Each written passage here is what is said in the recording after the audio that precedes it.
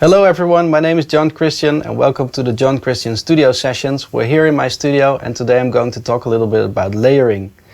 For me, layering is just comparable to setting up an orchestra, because at some point you have to create your own signature sound, and you can do that, well, back in the days they did that with just using 30 or 40 violins and setting up brass and all that kind of stuff together in one room, and that was the orchestra.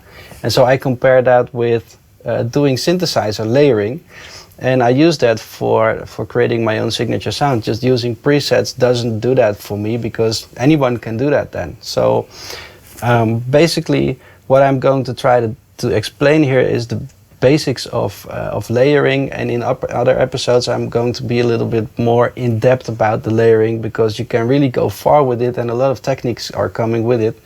But let me just start by giving a simple example.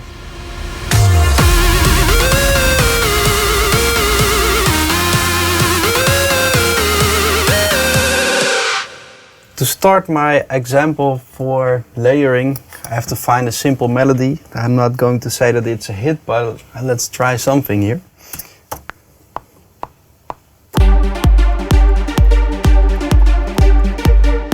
Well, let's say that's it.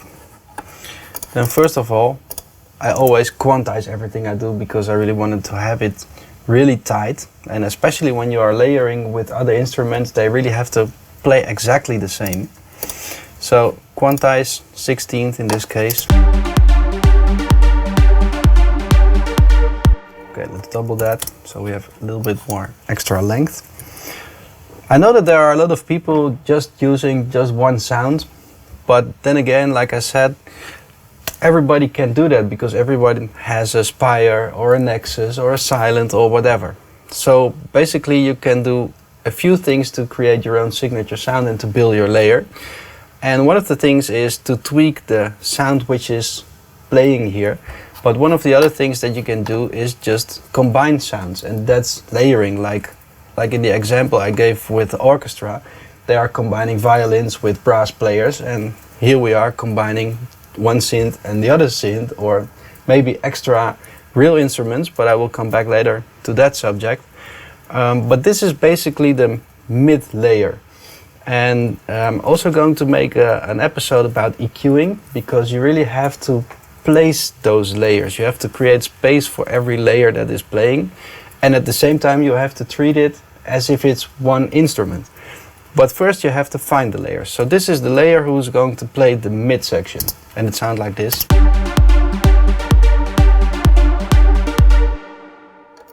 Now I really want to have some lower frequencies in this package. So what I do now is copy the MIDI to another channel, and here I have just a simple other sound with a little bit more of the lower frequencies, and if you play it on solo it would sound like this.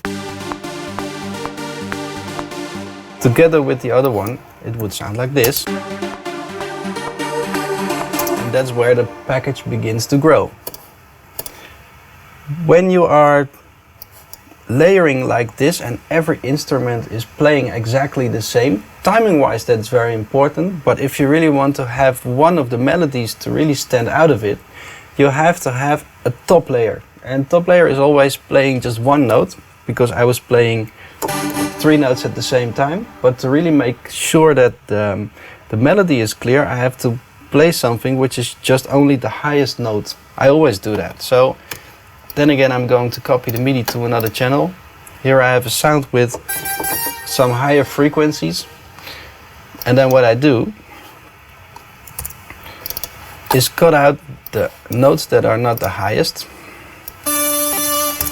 So here I still have only the melody. And in this whole package, this would sound like this.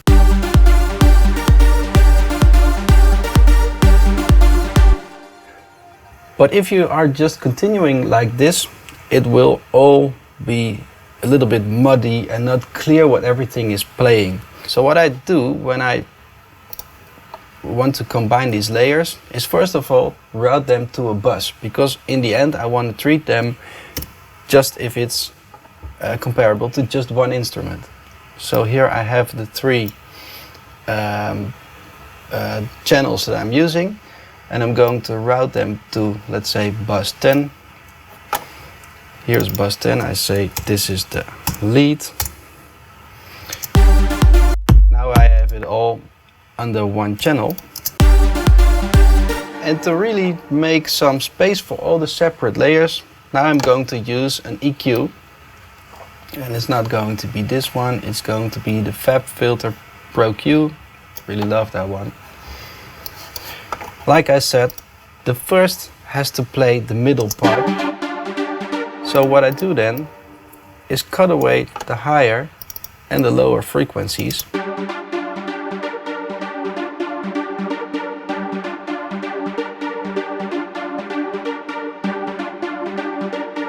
So in the end, this is just playing here in the middle spectrum. And because we have other layers to fill the lower parts and the higher parts. So let's go to the next one. This is the one which should provide the lower frequencies. And so I open the EQ again. Cut off the higher frequencies.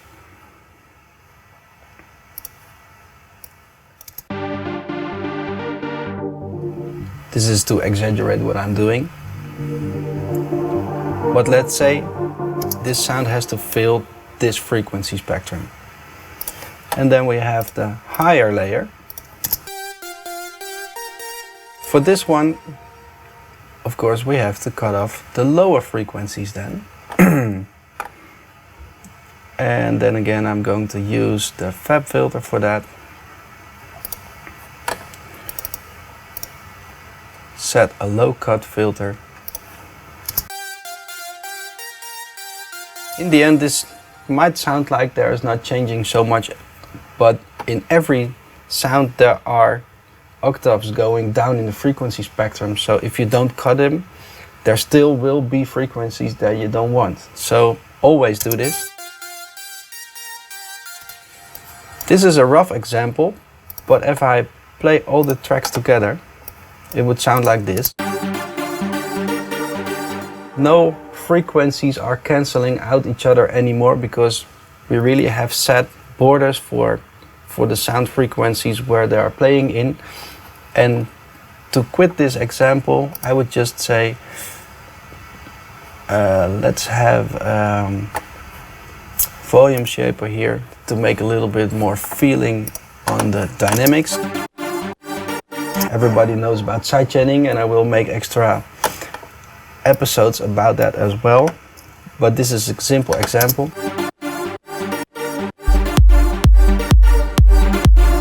In total, it would sound like this.